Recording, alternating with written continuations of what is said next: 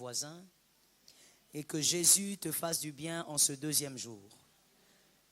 Le chiffre 2, chiffre d'addition, que Jésus t'accorde une faveur ajoutée, que Jésus t'accorde une grâce ajoutée.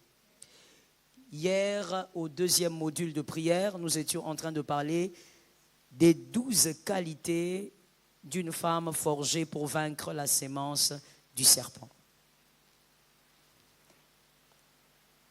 La première qualité, on avait parlé de la prière et de la vigilance. La deuxième qualité, on avait parlé d'une femme conciliante. OK? C'est ce que vous avez écrit? Une femme conciliante. Troisième qualité, c'est une femme honnête. Quatrième qualité, une femme qui n'a pas beaucoup de confidents. Et cinquième qualité, une femme qui évite d'établir des fondements mouvants. Il faut éviter d'établir des fondements mouvants. Et on avait dit, les fondements mouvants sont ces choses que nous faisons, mais qui peuvent déstabiliser notre avenir, qui peuvent déstabiliser notre futur. Il y a des choses à ne pas faire. Il y a des choses à refuser de faire. Qui est d'accord avec moi? Et parmi les choses à refuser d'établir, des fondements mouvants à refuser, il y avait la semence du sang. Le sang appelle le sang. On en avait parlé hier au second module. Le sang appelle le sang. Et quand vous prenez Genèse 4, 10, vous voyez combien le sang appelle le sang. Dieu a cherché Caïn parce que le sang était en train de parler, parce que le sang s'exprimait. Et on avait parlé des récoltes que vous recevrez lorsque vous sémez le sang. Il y a des récoltes inévitables que vous aurez. On en a parlé hier au second module. Et nous étions en train de parler maintenant des sémences de sang. Le type de sémence de sang, premièrement, on avait dit, lorsque vous couchez consciemment avec un homme marié, et on avait expliqué longuement quel est le mystère du mariage, le mystère de deux sangs qui s'unissent, c'est-à-dire le sang d'un homme et de sa femme. Et quand toi tu viens là comme la troisième semence ou la troisième personne ou le troisième sang, nous avons expliqué les impacts hier au second module. Et on a beaucoup prié contre ça.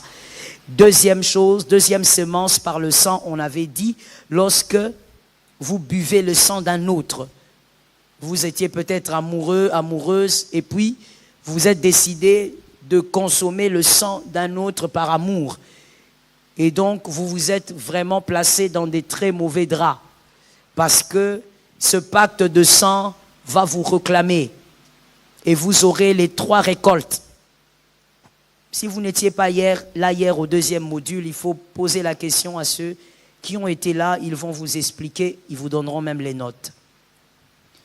On avait donné une précision en disant que lorsque vous associez votre sang à un autre, comme on l'a dit par amour, vous buvez le sang d'un autre, il boit votre sang, c'est que vous ignorez, c'est que vous introduisez aussi votre descendance dans cette union. Vos enfants sont votre sang. Donc, vous unissez votre descendance à cette descendance-là, et votre descendance risque d'avoir des combats qui, en réalité, n'est pas des combats à vivre pour eux. La descendance va souffrir des combats d'autrui, parce que vous avez uni votre sang à un autre sang. De manière claire et simple, puisqu'on nous sommes juste en train de revoir ce qu'on avait dit, dans votre sang, il y est écrit ou inscrit les combats de votre vie, le combat de votre destinée. Quand vous unissez votre sang à un autre, vous prenez votre destinée et vous unissez aussi votre destinée à sa destinée.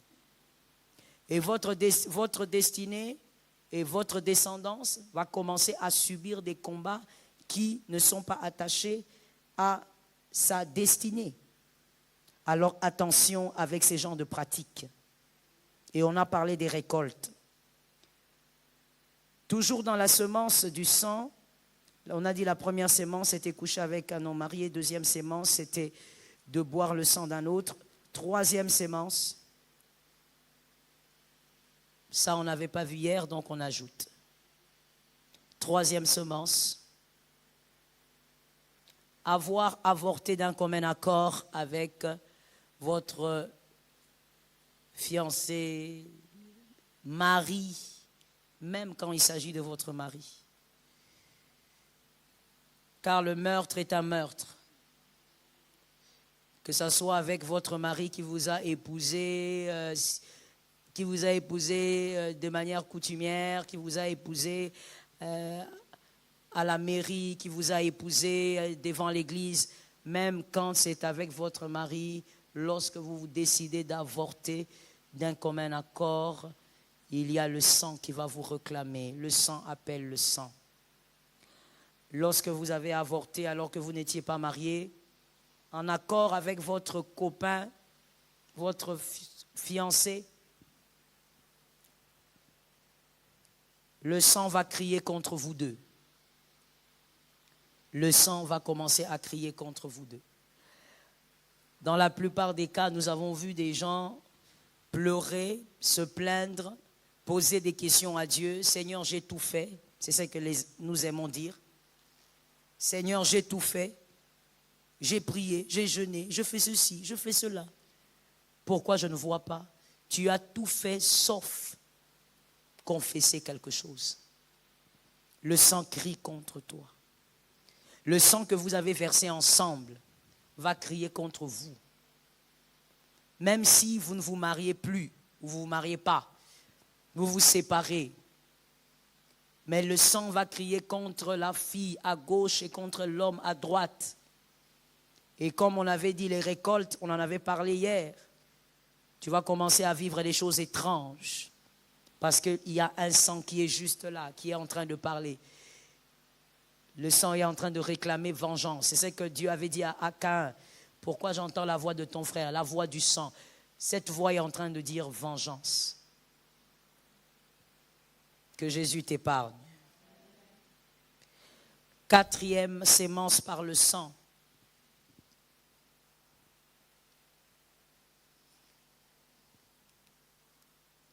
Le sang est un grand mystère, mon frère, ma sœur. Il faut faire attention lorsque vous faites une chose qui implique le sang.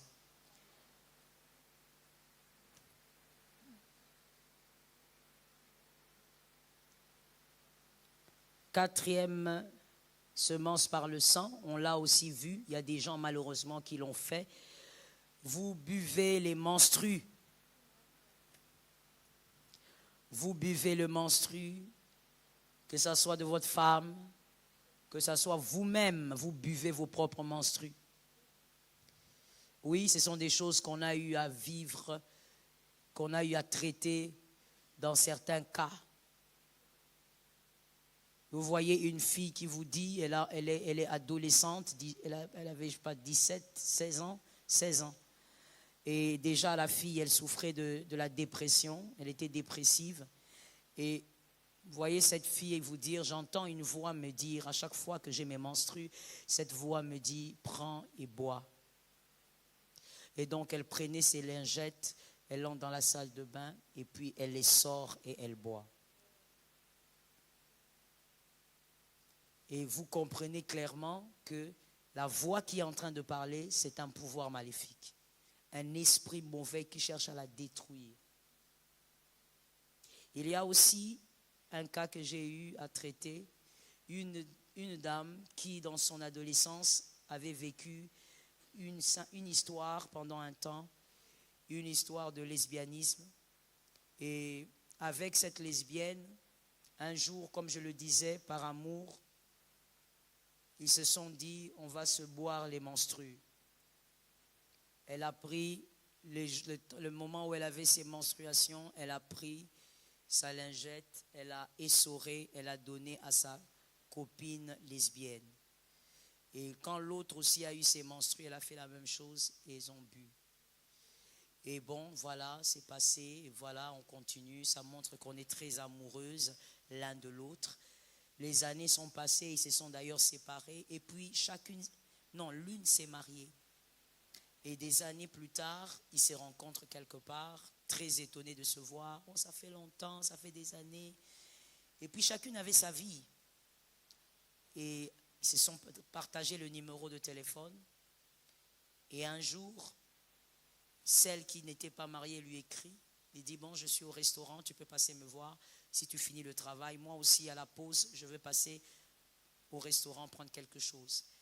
Et celle qui était mariée, après le travail, elle est passée au restaurant pour voir l'autre. Elles ont parlé, elle a montré même la photo de son mari, de ses enfants. Et après quelque temps, bon voilà, on va se voir demain. Et elles ont commencé à se voir assez souvent après la pause. Et malheureusement, là où le sang est passé, le sang appelle le sang. Le sang est un langage. Le sang est un pouvoir. Le sang, ce n'est pas comme l'eau. Le sang a un pouvoir par lui-même. Ainsi, un jour donc, ils se sont rencontrés et l'inévitable est arrivé. Ils sont allés à l'hôtel et ils ont encore couché ensemble.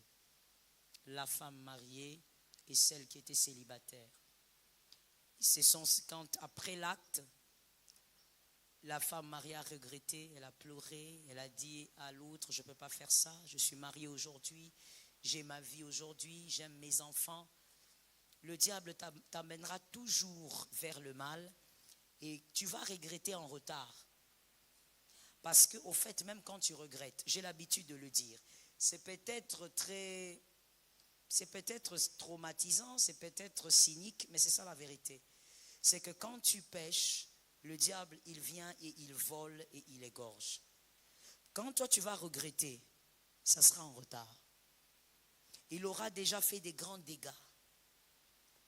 Et donc, elle a regretté, elle a fait promettre à l'autre de ne jamais en parler parce qu'elle était mariée et elle est rentrée. Mais à partir de ce jour-là, elle ne dormait plus.